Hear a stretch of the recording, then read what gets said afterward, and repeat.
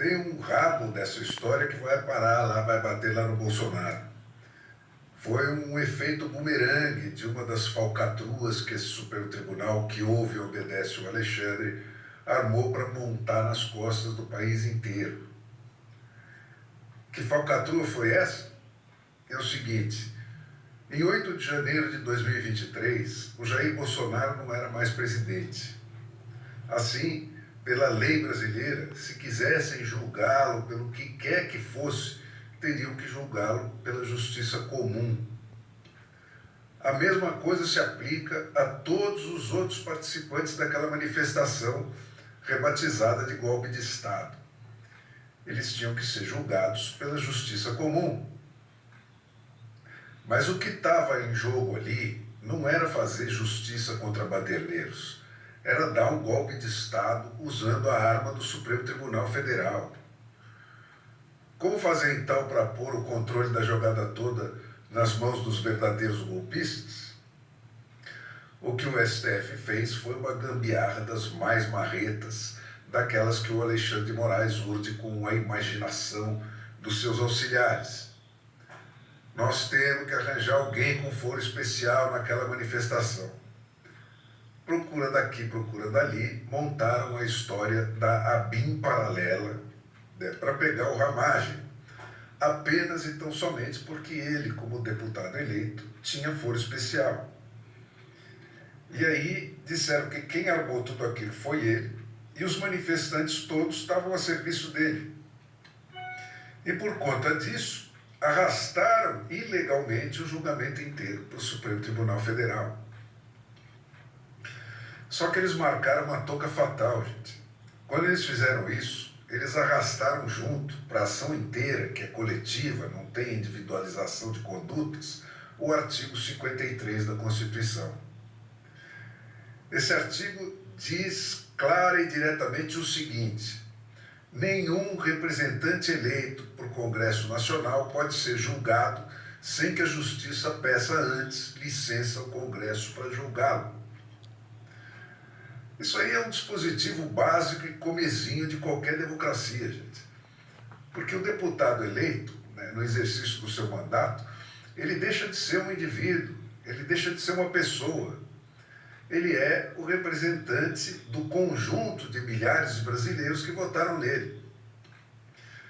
O artigo 53 da Constituição não protege, portanto, a pessoa do Ramagem.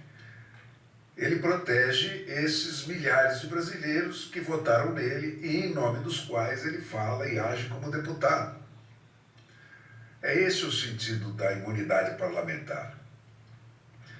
Quarta-feira passada, o Congresso dos Representantes Eleitos do Povo Brasileiro, ainda que tardiamente, invocou, depois de inúmeras agressões aí, o artigo 53, que tem uma redação indiscutível e ininterpretável, e negou para o STF, por maioria de 315 votos, que é mais do que a margem necessária de 308, até para mudar a Constituição, a licença que ele deixou de pedir para processar o Alexandre Ramagem.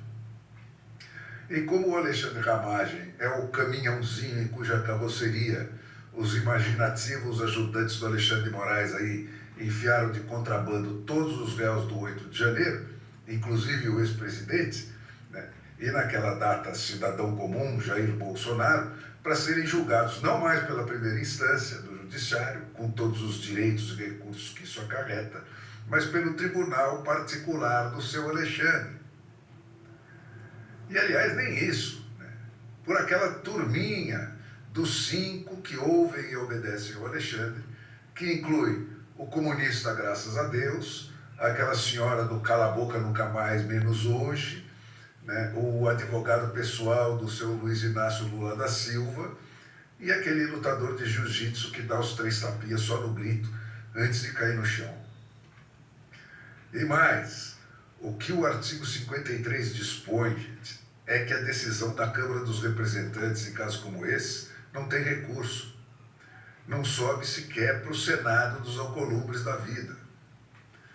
E aí ficou o Hugo Mota com a batata quente na mão, tendo de anunciar aos quatro ventos que, posta a votação por maioria de 315, determino que a ação penal contra o deputado Alexandre Ramagem seja extinta.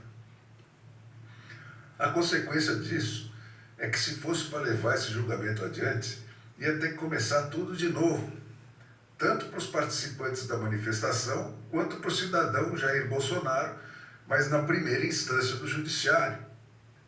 E aí, se ele não fosse condenado nessa primeira instância, se ele não fosse condenado ali, acabava a história.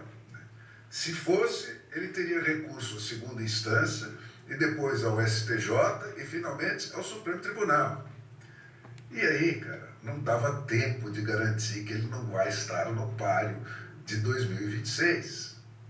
É disso que se trata. Agora, desafiar uma ordem do Congresso Nacional apoiada por 315 votos, mais que os necessários até para mudar a Constituição, é desafiar todo o povo brasileiro.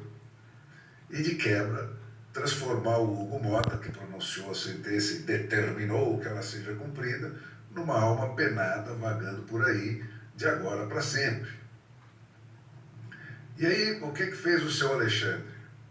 Outra das suas gambiarras amarradas com barbantes.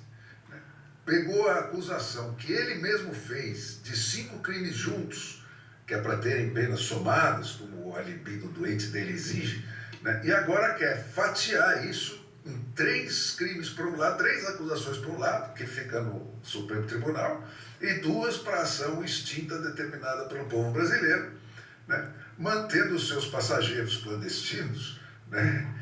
Para as garras do STF lá, o Jair Bolsonaro abrindo a fila naquela que continua no Supremo Tribunal.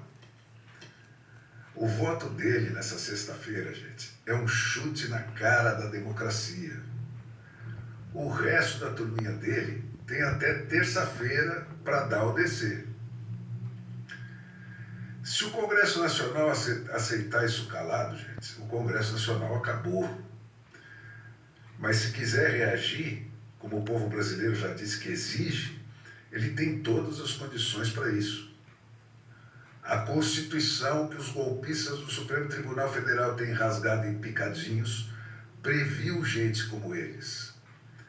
É para isso que existe o artigo 142, que diz o seguinte, aspas, as Forças Armadas são instituições nacionais permanentes e regulares, organizadas com base na hierarquia e na disciplina, sob a autoridade suprema do Presidente da República, e destinam-se à defesa da pátria, à garantia dos poderes constitucionais, o que inclui o Congresso Nacional, e por iniciativa de qualquer destes, da lei e da ordem. Se o povo brasileiro, a lei e a ordem constitucional que estão sendo desafiadas, né, e por um grupelho de 5 sujeitos que não se permite sequer discutir argumentos com advogados de defesa em público, né, estão querendo fechar o país num julgamento online aí, sem a presença de contraditório nem de advogados, quase que numa conversinha privada de WhatsApp, né, o que só é possível, diga-se de passagem, enquanto tiverem a conivência da imprensa pelega e de traidores da humanidade, como são esses tripulantes da OAB de hoje. Cara, o Lula está lá em Moscou, se esfregando na escória ensanguentada dos genocidas todos que sobrevivem no mundo, em nosso nome. E se o Congresso engolir isso, nesse país sem alarme, não tem mais volta.